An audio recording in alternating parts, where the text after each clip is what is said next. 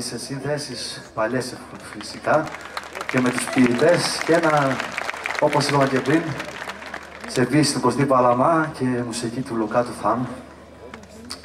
Θα σας παίξουμε ένα επίκαιρο ακριβώς τραγούδι, το οποίο λέει «Από μια πατρίδα, εγώ είμαι και όπου κι αν». Συγγνώμη λίγο να προτίσουμε ρε παιδιά, γιατί ακούω εδώ το λαούτο. Είναι σαν να...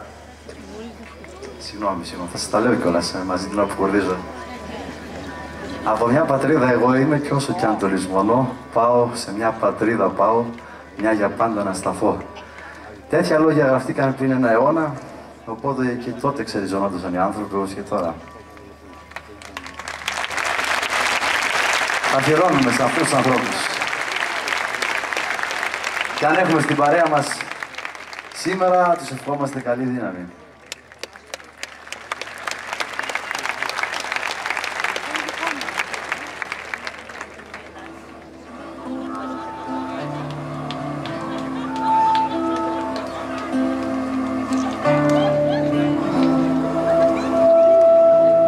Από μια πατρίδα εγώ είμαι κι όσο κι αν το λησμονώ, πάω προς μια πατρίδα, πάω μια για πάντα να σταθώ.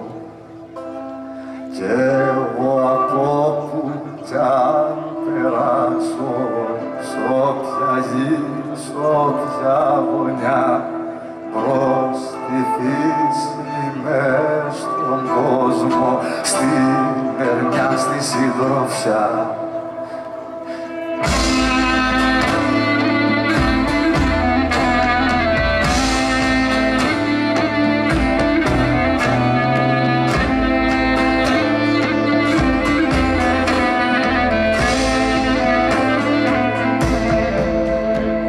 Ξένος πάντα με το ξένο, ξένος και με το δικό, και πεζός και καβαλάρης κι όσο κι αν το λησμονώ.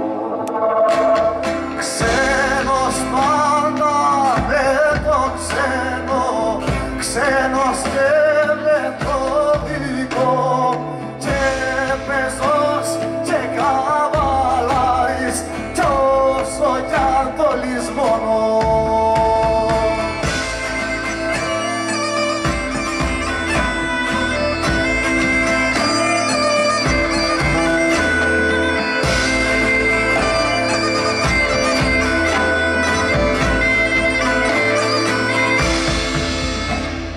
Δίχως να το θέλω, δίχως να το γνιάζομαι όλα αυτά, κάθε τόπος που διαβαίνω